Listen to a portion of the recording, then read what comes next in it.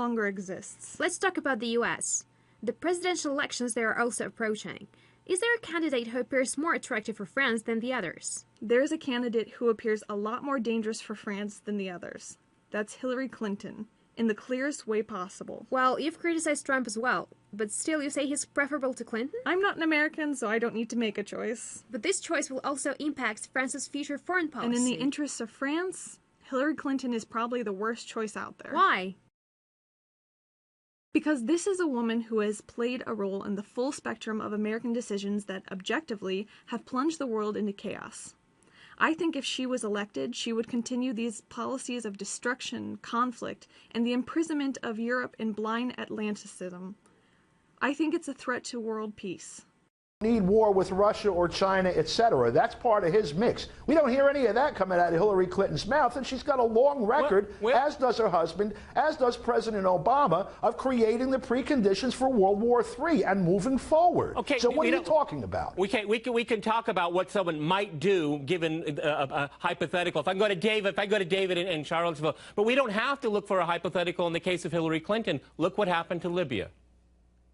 Exactly. Who cares about her phony personality that Jon Stewart is upset about? She has a decades-long record of backing every military enterprise she could get her hands on. Yes, she led the push for the illegal and disastrous and immoral overthrow of the government in Libya that proliferated arms around that region. She wants the same in Syria. She says President Obama was wrong not to bomb the entire nation of Syria in 2013, which probably would have put ISIS in charge of that place. She still wants a no-fly zone bombing campaign in Syria, despite the fact that ISIS doesn't have an airplane. She's the only candidate running who calls Vladimir Putin Hitler, who facilitated a coup in Ukraine, who, as Don just said, supported this movement of NATO to Russia's borders. She pushed for the war on Iraq in 2013 with all of the White House lies. She pushed for an escalation of that war before George W. Bush did. She has pushed for the drone strikes and would escalate the drone strikes. She has pushed for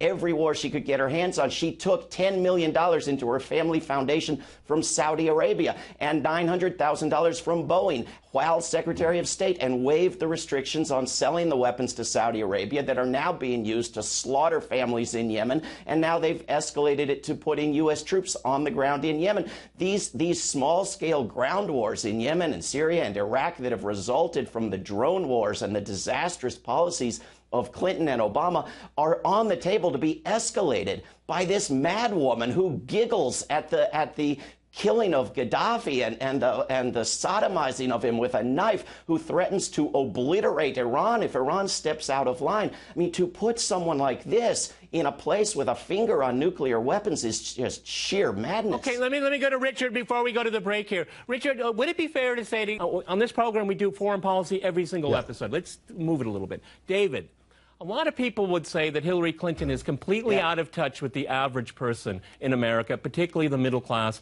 to people in the service sector, workers.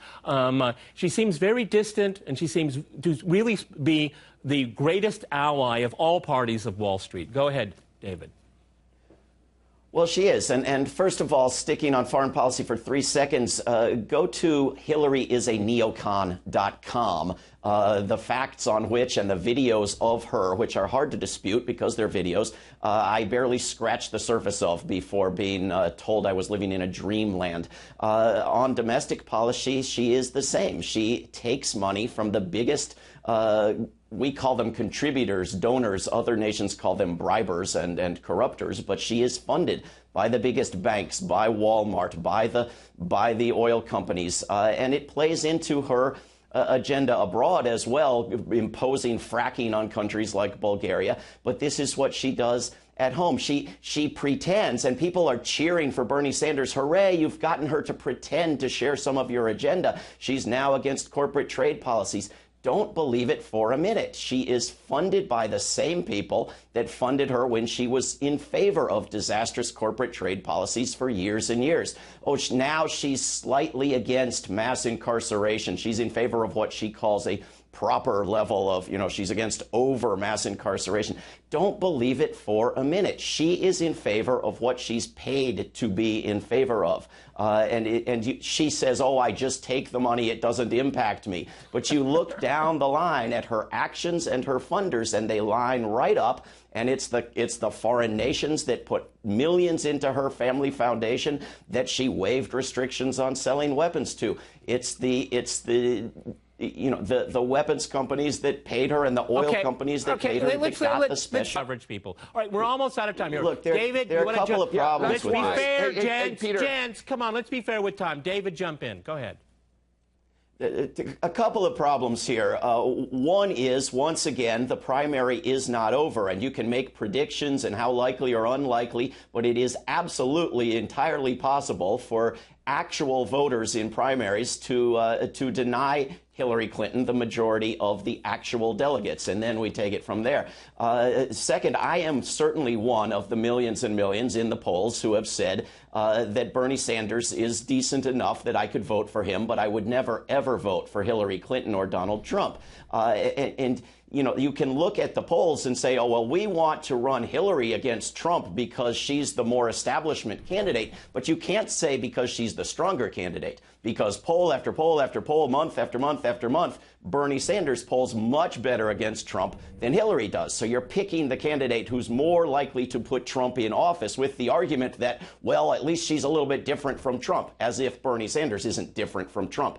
Thirdly, you can't go down this path of lesser evilism infinitely, because every time you're given a pair of candidates who are both more evil than the worst candidate was in the previous cycle. This is a path to disaster. At some point, on you that have to say, very you know what? depressing note, Neither David, of these I have to characters is jump in good here, enough. gentlemen. We've run out of time. Many thanks to my guests in New York and Washington and Charlottesville, and thanks to our viewers for watching us here at RT. See you next time, and remember, crosstalk rules.